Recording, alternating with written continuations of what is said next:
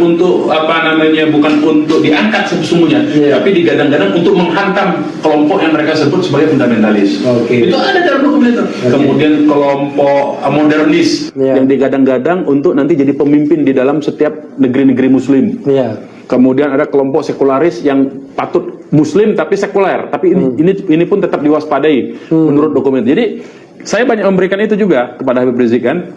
Ini dokumen-dokumen dari orang-orang Barat, saya bilang, terhadap dunia. Jadi bukan cuma Indonesia, itu berlaku di seluruh dunia Islam, baik di Timur Tengah maupun ini. Dan itu masalah pokoknya itu kenapa saya artinya tadi itu istilahnya tersesat di dunia ini tadi. Saya lihat itu mendekati kebenaran.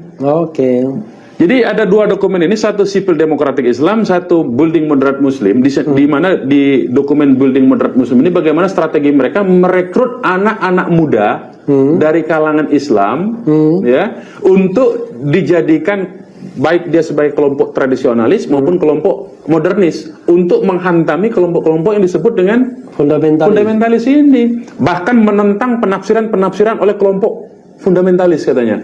Disuruh tentang. Jadi dibiayai, disupport, dikasih publikasi, dikasih sediakan dana, mereka juga bekerja sama dengan media-media mainstream. Dan itu semua saya lihat terjadi di Indonesia. Itu problemnya. Terjadi. Bagaimana media? Misalnya ya, kalau saya ini terlepas dari nilainya ya. Jadi kalau di Indonesia yang dimaksud dengan kelompok fundamentalis itu FPI. Menurut mereka begitu. Jadi mereka punya kategori kira-kira begini.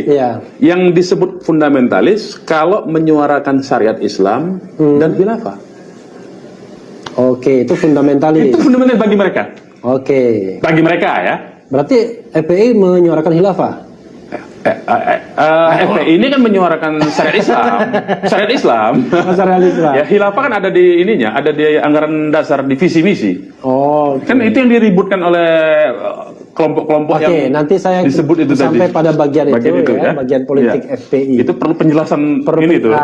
Perlu penjelasan itu dan tidak boleh terpleset. Tidak boleh terpleset. Otherwise susah nanti ya. Lalu setelah keluar dari penjara gimana? Tapi sebelum itu, kok bisa jadi Panglima Laskar Islam itu kan orang luar masih? Panglima Laskar Islam.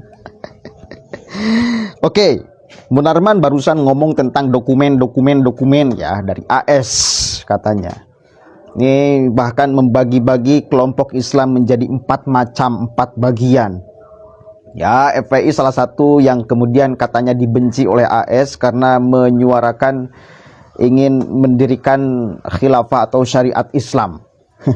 Itu kata kunci ya, itu kata kunci. Bahwa kemudian benar apa tidaknya AS merancang untuk kemudian supaya umat Islam terpecah, ya wallahu alam. Tapi kalaupun benar, saya kira justru FPI adalah bagian dari strategi AS kalau memang itu adalah AS yang menginginkan untuk memecah belah umat Islam. Kenapa? Karena selama ini salah satu peran besar FPI adalah memecah belah umat Islam.